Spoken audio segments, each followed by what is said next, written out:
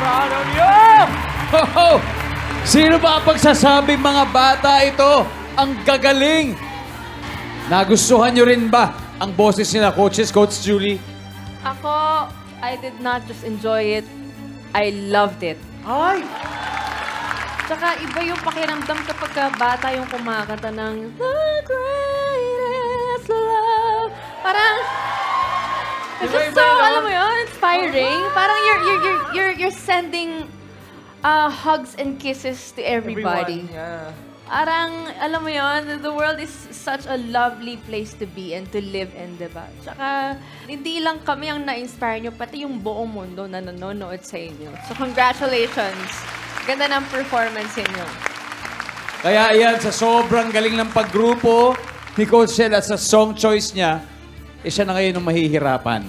Coach Del, sino kina Alex, Joshua, at Jasmine ang para sa iyong kukunin mo sa battle na ito? Unang-una sa lahat, I'm so proud of you, guys. Sobrang pinasaya nyo yung puso ko.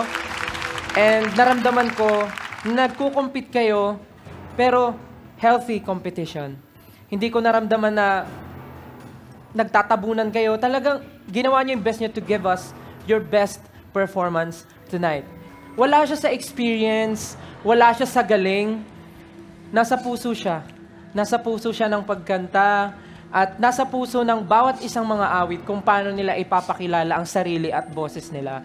Yeah. At ngayon nga na ito ay kompetisyon, kailangan kong mamili ng isa sa inyo. Mahirap to sa akin. Wait lang.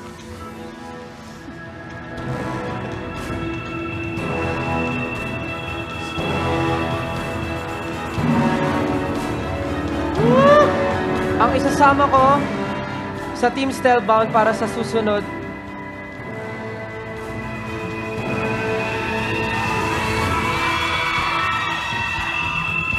guys, mahal na mahal ko kayo, but congratulations.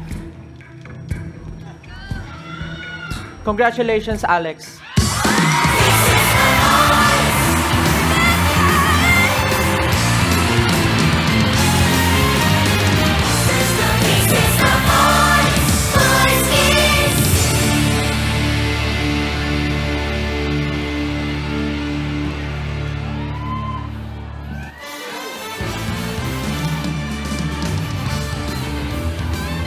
Guys, I love you so much.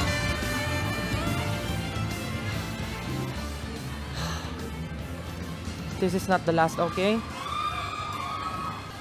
Thank you. Congratulations, Alex. Tuloy pa rin ang laban mo sa The Voice Kids. At syempre kay Joshua, Jasmine, great job on that performance. Maraming salamat sa inyo. Coach Pablo, pwede mo nang kunin si Joshua or si Jasmine. Nasa sa'yo na yan kung sino mo gustong i-backstage din. Kuya Dong, alam mo ba? Akala ko kasi iba pipiliin ni Stel. Pero I was planning to steal Alex. Pero mukhang may plano ata si Stel para kay Alex. So, medyo maghihintay na lang muna.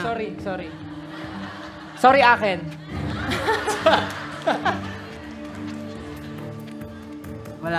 Wala. Okay.